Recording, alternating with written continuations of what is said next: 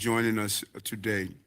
As many of you are aware, we are again seeing a record number of crossing at our southern border.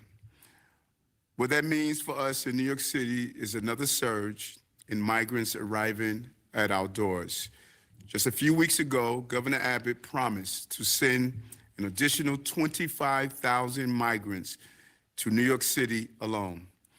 We expect the surge to intensify in the coming days and weeks. Last night, a flight chartered by the state of Texas, El Paso, the fog diverted the flight to Philadelphia, where migrants were loaded onto 5 buses that arrived this morning around 1 a.m. And just last week, 14 buses arrived in a single day, the most ever recorded by officials at our intake center. We are in close contact with other cities and state leaders across the country who are seeing a similar increase in arrivals. To better coordinate these arrivals today, I'm announcing an executive order requiring charter buses transporting migrants, those often contracted by the state of Texas, to provide 32-hour notice in advance of their arrival into New York City. To make sure we have sufficient staffing, we are also requiring that these charter buses arrive only between 8:30 a.m. and 12 p.m., Monday through Friday, and to only drop off passengers at one spot unless directed otherwise by New York City Emergency Management. Failure to do so result in a Class B misdemeanor, possible fines, lawsuit, and even buses being impounded. We cannot allow buses with people needing our help to arrive without warning at any hour of day and night. This not only prevents us from providing assistance in an orderly way, it puts those who have already suffered so much in danger. To be clear, this is not stopping people from coming, but about ensuring the safety of migrants and making sure they can arrive in a coordinated and orderly way.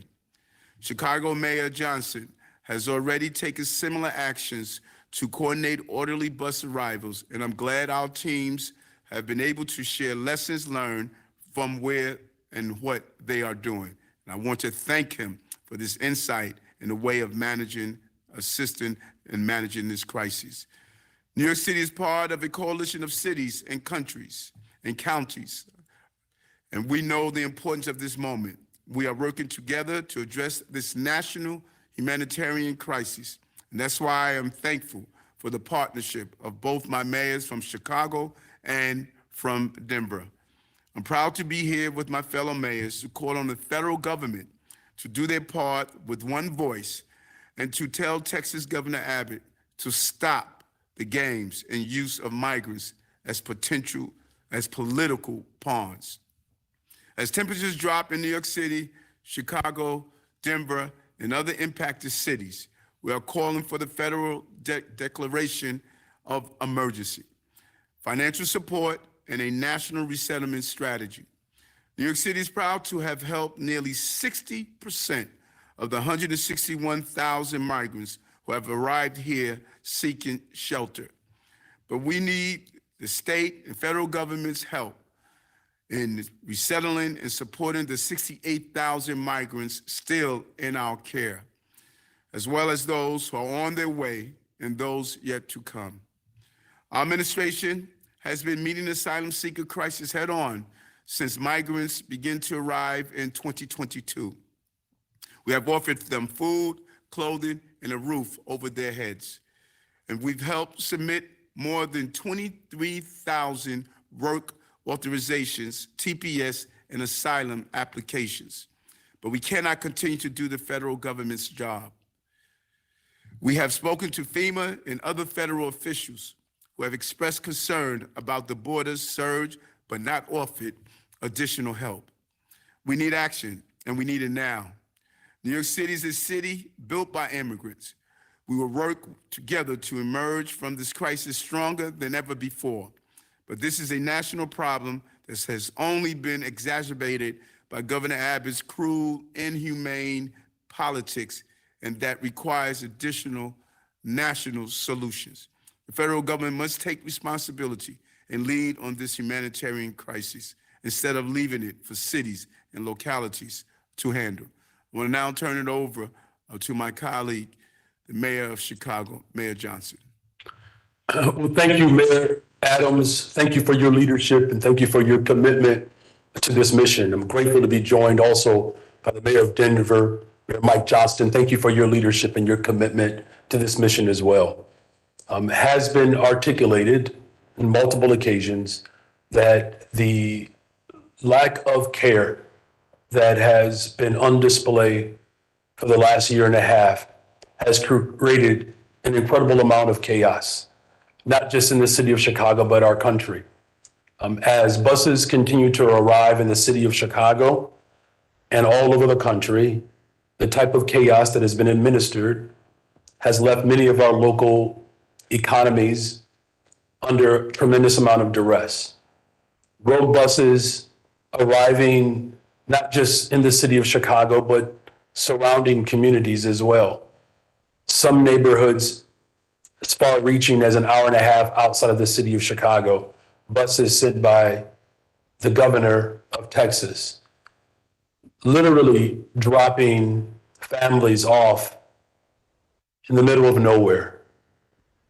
These families have experienced a great deal of political turmoil, trekking hundreds of thousands of miles to get to the border without real care, without real processing, and without a system in place to address this crisis. Since taking office over the last 7 months, my administration has worked in collaboration with the County of Cook, with the state of Illinois, as well as my full force of my administration to address this humanitarian crisis. The reckless and, quite frankly, the unsafe behavior of the governor of Texas has caused a great deal of trepidation, to say the least. And as a result of that, we have done our very best to bring some structure and calm to this crisis. An orderly and a humane approach is what's required in this moment. And over the past 7 months, we've received hundreds of buses, some in the middle of the night, and again, some in the outskirts of the city of Chicago, with little to no coordination. I've stood up 27 shelters.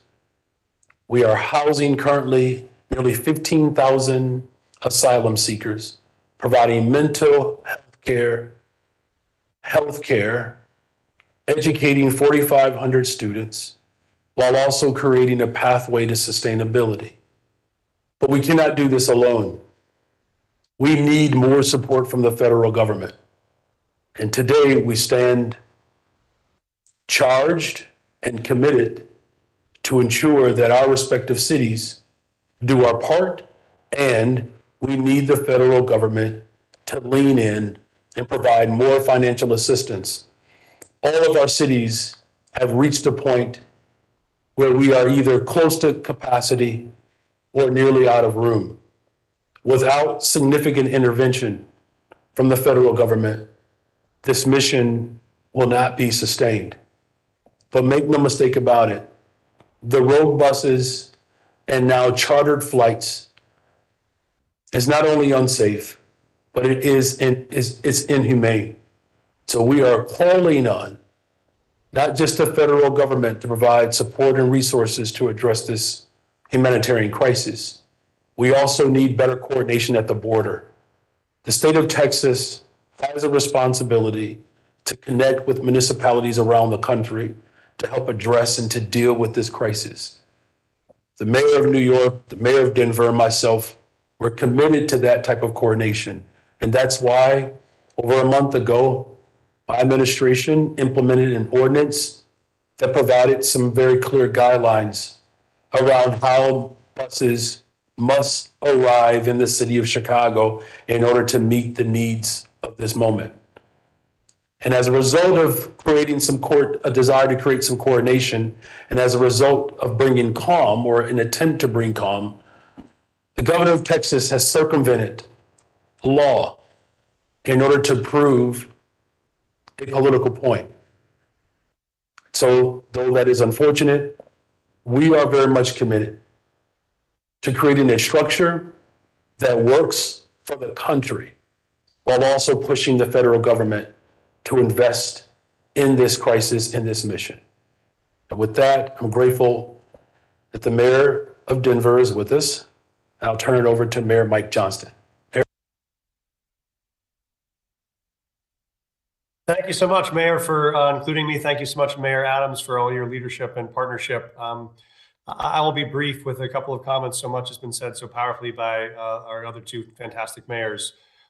I'll just say that Denver finds itself right now at ground zero in trying to resolve and respond to the migrant crisis. We at this point now have had more migrant arrivals to our city than any city in America per capita. And that is not because there is a thoughtful or coordinated strategy to entry. It is because we are the first big city north of El Paso and the cheapest bus ticket and the shortest trip for the governor and others who are trying to find a place to send people. We think that's not the best way to handle a crisis of this magnitude. Mayor Johnston has spoken eloquently before about the ways in which this country has addressed other crises of asylum seekers or refugee seekers, including when we had refugees from the Ukraine who arrived, many thousands of whom landed in Chicago, but they came with federal support, they came with work authorization, they came with a plan for coordinated entry. And as a result, they were able to be very successful, similar to asylees that came from Afghanistan. And we were able to create a similar coordinated entry system to help deliver success. We've now received more than 35,000 migrants over the course of the last year. We have more than 4,000 that are in shelter tonight. That's more than 10 times the number that were there when I took office just 6 months ago. And we have incredibly been successful in integrating almost all of those migrants into the city. But as both mayors have mentioned, we know this is not the right strategy by which to help make newcomers be successful or help make our cities successful. And so I just want to join Mayor Adams and Mayor Johnston in saying I think there are three very clear steps the federal government can take today that we want to see them take. One of those is we do need to dramatically increase work authorization for those folks who are arriving in our cities. Many people come to this country, they get paroled into the country with an asylum claim, but they'll come to Denver and they'll have a court date for that asylum claim that is April 23rd of 2027. That's 4 years away. And in the meantime, don't have capacity to work or to work fast enough. And so what we're asking for is that folks that are arriving and are paroled in come with work authorization so we can help them do what they want to do, which is support themselves and support their families. The second is we need more federal support to be able to manage this amount of inflow. It will crush city budgets around the country. As we know, we're looking at about $160 million of potential costs going into next year's budget. That's almost 10% of our entire city budget. That's a massive impact for us. And the third is we think if we have federal resources and we have work authorization, we also ought to be able to have a coordinated entry plan by which the country as a whole sets a strategy for where newcomers arrive and where they can be welcomed in a way that we know cities can successfully support. When asylees from Ukraine landed, if they landed at JFK, that didn't mean that Mayor Adams made the decision on where every single asylee in the country went, just because they landed at a port in New York. In the same way, it shouldn't be true that any asylum seekers that land in Texas are at the whim of the governor of Texas deciding where people ought to go. We think cities and the federal government can work together to create a coordinated plan for admitting and serving people across the country to make sure no one city is overtaxed, but that every newcomer arrives in a neighborhood that has the resources and the support to make them successful. There is a common sense, practical way to address this crisis, and we believe that we three mayors and other mayors around the country could help partner with the federal government to make sure those criteria are met. Work authorization for those that are here that need to work, federal resources to support their success, and a coordinated plan of entry so that no one city bears a disproportionate amount of the burden. Now, with that, I'm happy to stop and give it back to you, Mayor Adams, on however you may want to proceed on questions. Thank you. Thanks so much, both mayors, for joining us today. And we will open the floor for any questions if there are any. Yeah, we'll take a few on-topic questions. As a reminder, if you have a question, please use the raise hand function on your screen. We'll give folks a minute for that to happen now. All right, we'll start with Andrew Siff from WNBC New York. Andrew, you can unmute your line.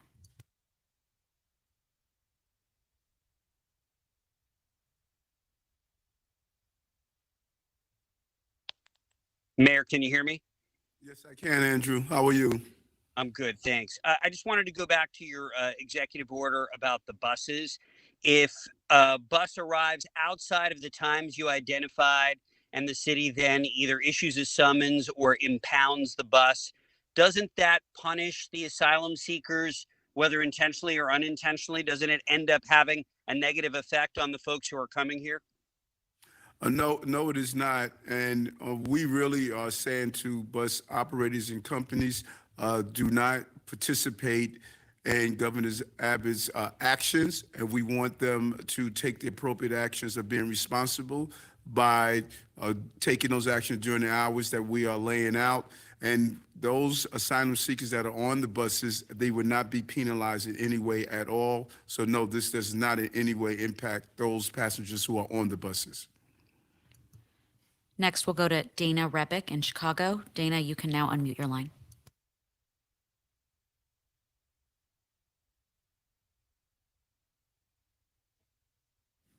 Yes, we can. Okay. Hi. I was hoping, I'm with WGN in Chicago, if the mayors of both New York and Denver could just give us a bit of an idea of the breakdown in the landscape of your shelter space. Here in Chicago, we've seen a variety of warehouse buildings, some hotels that have been used, and there was a plan to have winter tent base camps here that did not come to fruition. So I was just curious how both of your cities have handled that influx and what the shelter space looks like. Mayor Johnston, and I'll follow you. Yes, sir. Thank you. Thanks for the question. So we have most of our response so far has been non-congregate shelter, has been hotel units that we've been acquiring to be able to keep people. We've been keeping families for about 37 days, and we've had individuals for 14 days. We have limits to those stays, but we have been using mostly hotel sites. We have just about maxed out all of the hotel capacity in the city and county right now. And so we are bringing on more congregate-based sites that could be churches, could be commercial office space, could be other city facilities to try to deal with the overflow. But that's been our two primary strategies for sheltering so far. And Mayor Johnston, would you like to give an overview of some of the things that you're seeing in your city? I know the reporter is from Chicago, but I think the entire country needs to hear what you have been doing there. Yeah, thank you. Look, we have exhausted public spaces as well as private spaces.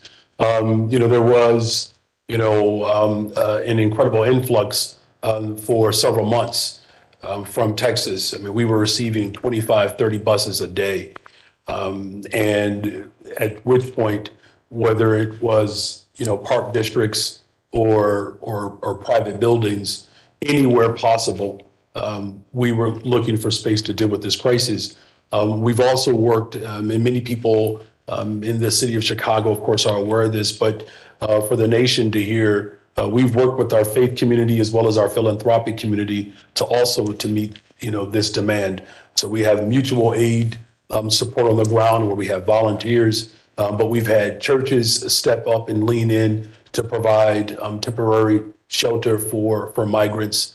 As well as, again, public and private spaces. We've reached a point now, of course, where, we're getting really close to our capacity. And that's why the impetus of this joint effort to speak directly to the federal government as well as the state of Texas, that as Americans coming together to come up with a sophisticated approach that's coordinated, that's the response that the people of Chicago and I know the people around the country want to see.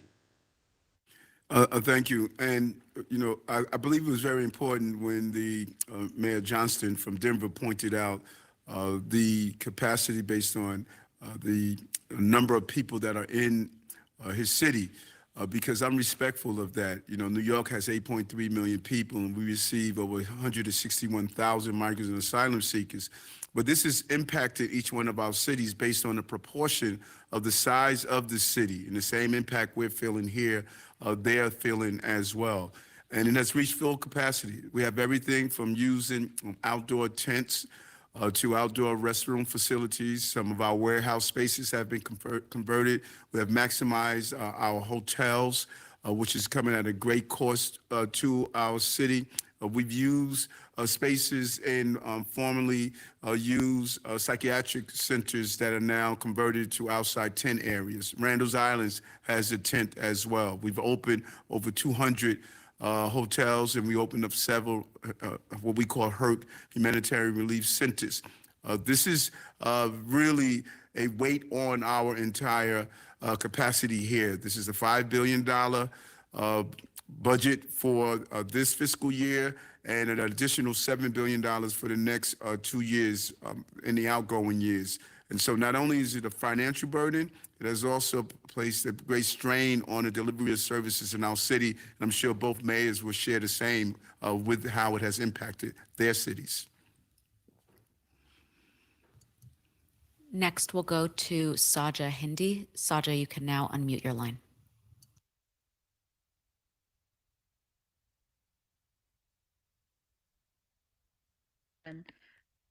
This question is for Mayor Johnston. I'm wondering if Denver is planning to do something similar to Chicago and New York in terms of when you'll be accepting buses and whether there'll be any type of executive order kind of restricting the arrivals.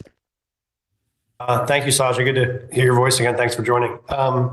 We are already putting in place regulatory changes here at the city to restrict the arrival times and arrival locations in similar ways. And so we do have regulatory changes we put in place already to restrict to similar 8 to 5 weekdays and to either approved bus locations. So we don't have buses arriving in the middle of the night at 1 or 2 in the morning with buses full of kids and families coming off into the freezing cold. And so we have currently put those in place, and we'll be in conversations with City Council on whether or not we want to expand or enhance any of the potential penalties or consequences of those regulations, but they are in place currently. Next, we'll go to Darla Miles. Darla, you can now unmute your line.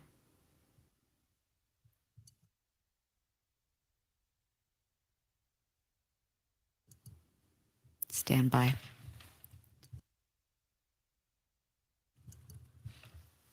Okay.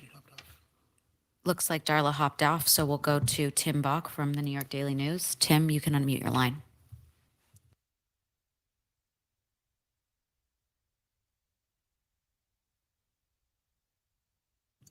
Tim, we should be able to hear you now.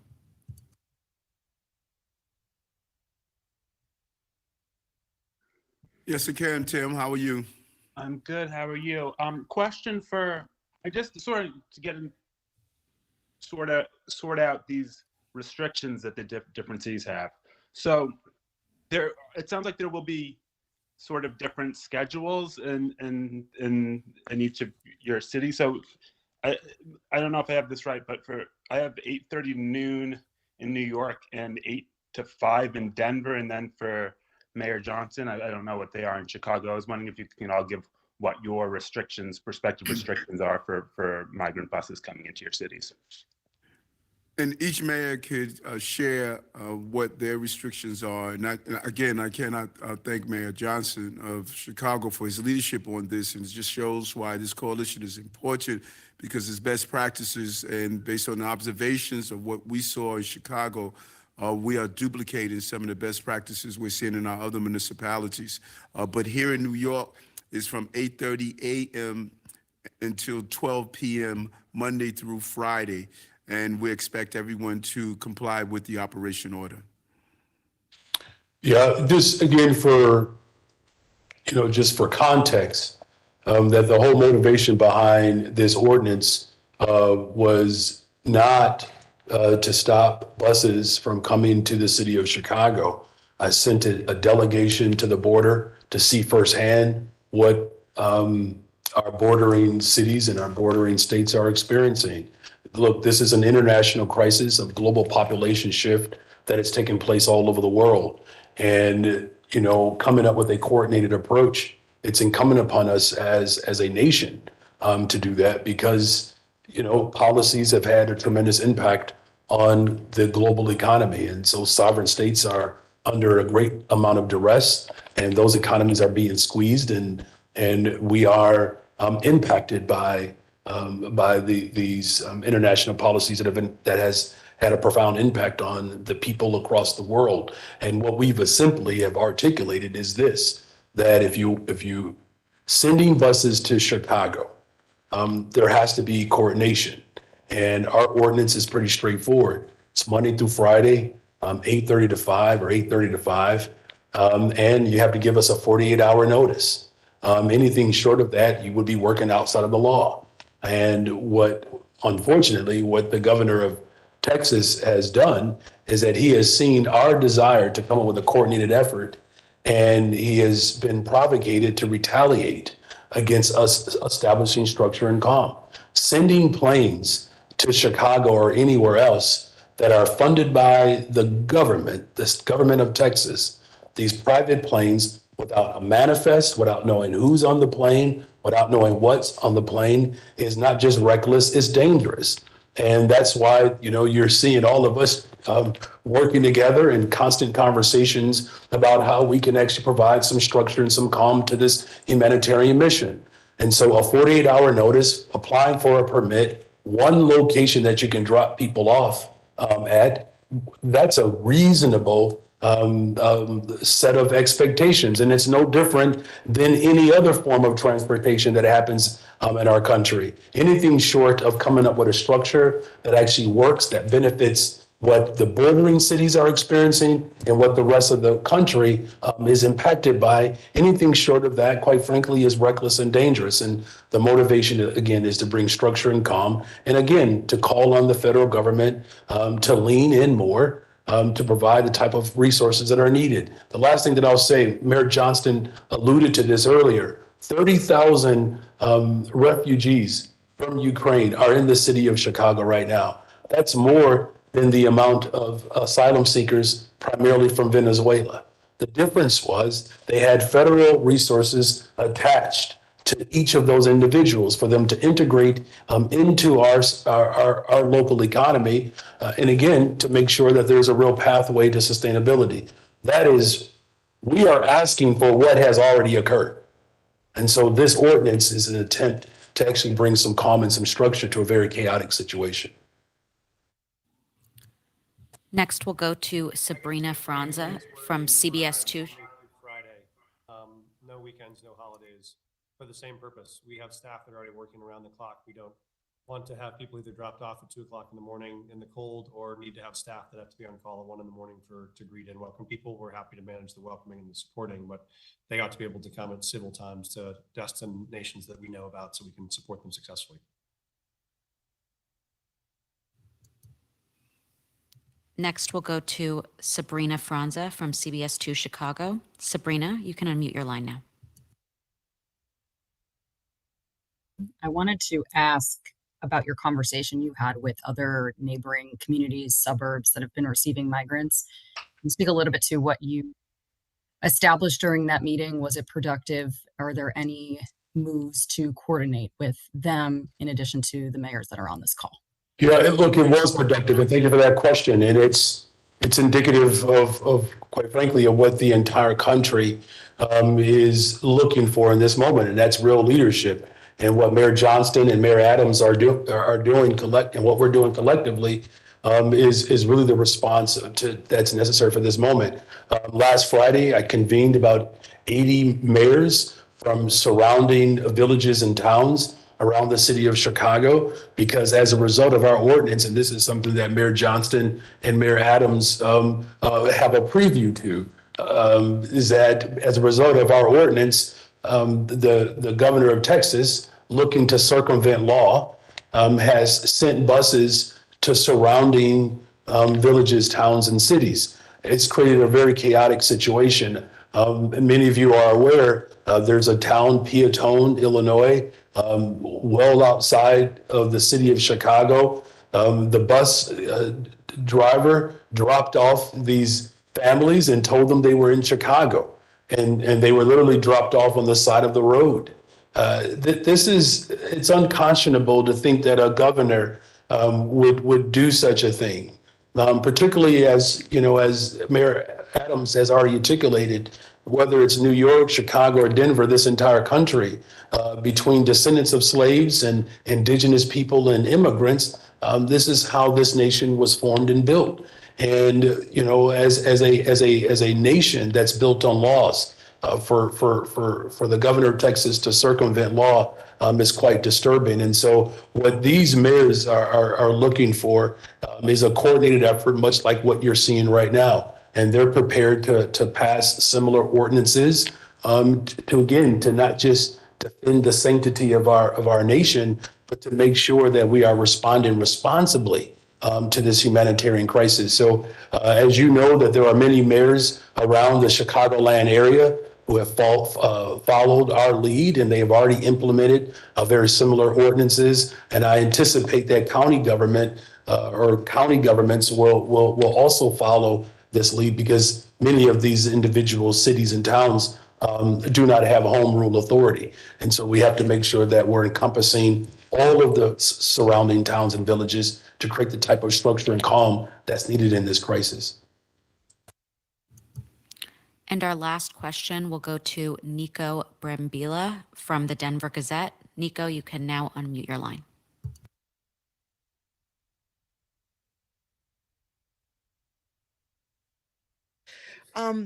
I know that the previous mayor in Denver was talking back when the sums were just a couple of $1 million, and now the humanitarian response in Denver is more than 36 million, that it was a breaking point then. And I know it seems that these Democratic mayors have all wanted to take more of a compassionate perspective on the humanitarian response, but what does the breaking point look like? What does it look like? Nico, I'm happy to start and let all other mayors jump in. I think what we are looking at is, we are waiting on and relying on and pushing on the federal government right now to take action as they're debating this budget bill, because there are three major opportunities for us there. One is the federal resources to support this effort as it currently exists. The second is the ability to expand work authorization for folks that arrive in the country, so they need less support from us when they do arrive. If they can work, they don't need shelter. They can earn their own money and pay for their own places to live and their own food. And the third is a coordinated entry system that would be able to allow each of the cities and states to be able to share into that support. And we think that is what's possible here. So we think those are all give us a path to success. We think if all three of those fail, if there is no federal support, there's no coordinated entry, there's no work authorization, then I think cities would have to look at dramatically reducing the amount of services we offered, or dramatically cutting our city budgets, which has impacts on other parts of city services. And so those are the hard scenarios that we know our city would face, other cities would face. But we think there's a common sense path to avoid that, which is why we're pushing the Congress and the White House for action on these topics to make sure we avoid that crisis. That's our take here in Denver, but I'll defer to Mayor Adams and Mayor Johnston what they're seeing in their cities. Yeah, thank you, Mayor Johnston. What does the breaking point looks like? I could not put in a police class into my police academy with all the success we've had in decreasing crime, decreasing shootings, taking 13,000 guns off our streets. My public safety is now being challenged because of that. My services of trash cleanup, my services of children's services in schools, library hours, of how do we move forward with our care for our older adults. All the services, every agency in our city must go and look at a 5%, what we call a PEG, 5% finding savings and efficiencies. It's going to impact every delivery of services in the city. We now have a hiring freeze that we cannot bring on additional employees to deal with everything from social services to actually cleaning our city. So we're seeing the fallout of what it looks like. We have large groups of people who are not allowed to work, who are assembling around our shelters and our humanitarian relief centers. We're seeing them walking the street, knocking on doors, asking those who live in the community for different items and different things.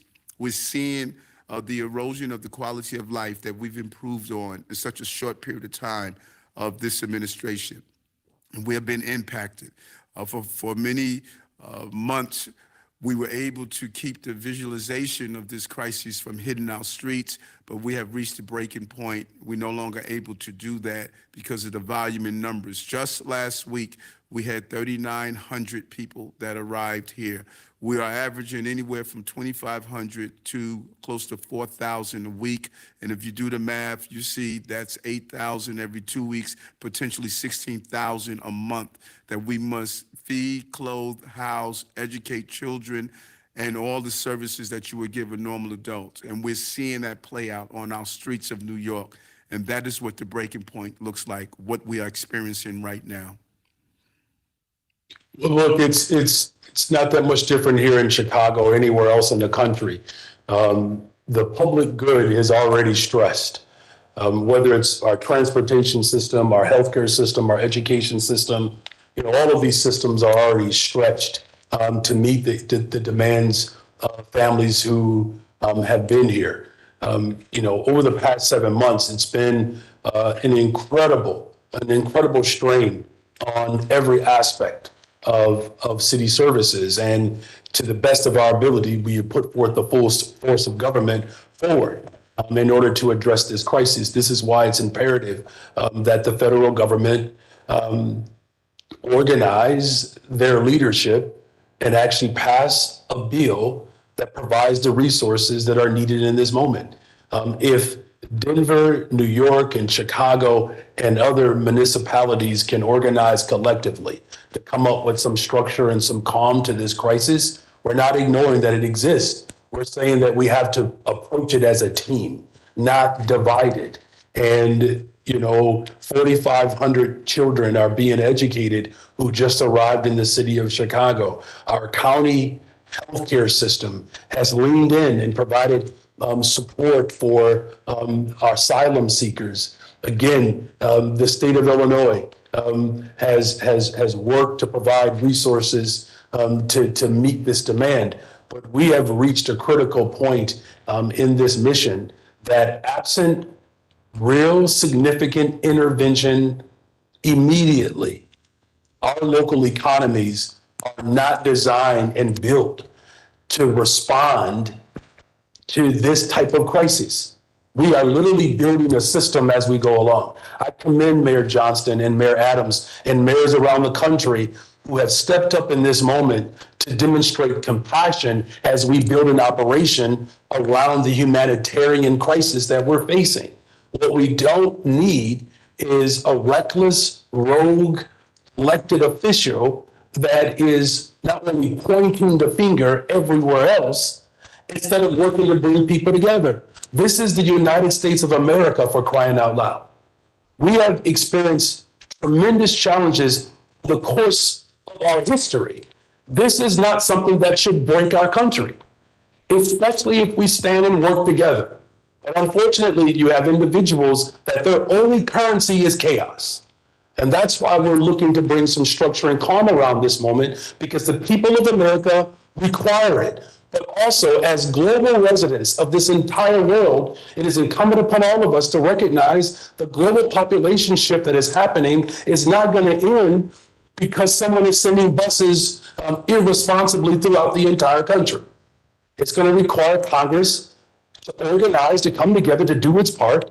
We need the federal government to invest. But we also need to make sure that the governor of Texas does not take his animosity on the rest of the country.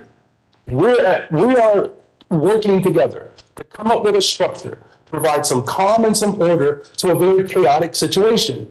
Don't exacerbate it by circumventing law, sending airplanes and buses without a clear understanding of who is on the bus and how we should anticipate and expect those individuals to arrive in. And so, yes, we have reached a point without real significant coordination. This is something that's going to cause tremendous strain. But as leaders of this country, it is incumbent upon us to do what is best for this moment, not for one political party. Well said, Mayor, well said. And I think that I want to really thank you and Mayor Johnston in Chicago, Mayor Johnston in Denver. And as you have highlighted, we want to thank all those Americans. And right here in the city, as you indicated, Mayor Johnston, our faith-based community, they have played a vital role in opening their doors. This is a moment for all Americans to step up And that is what we want to do with the coalition that you're speaking of. History is going to look back on this moment and ask, where were we during this time?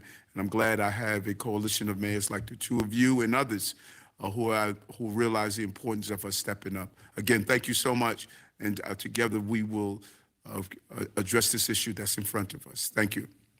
Thank you, and Happy New Thank you Year. so much.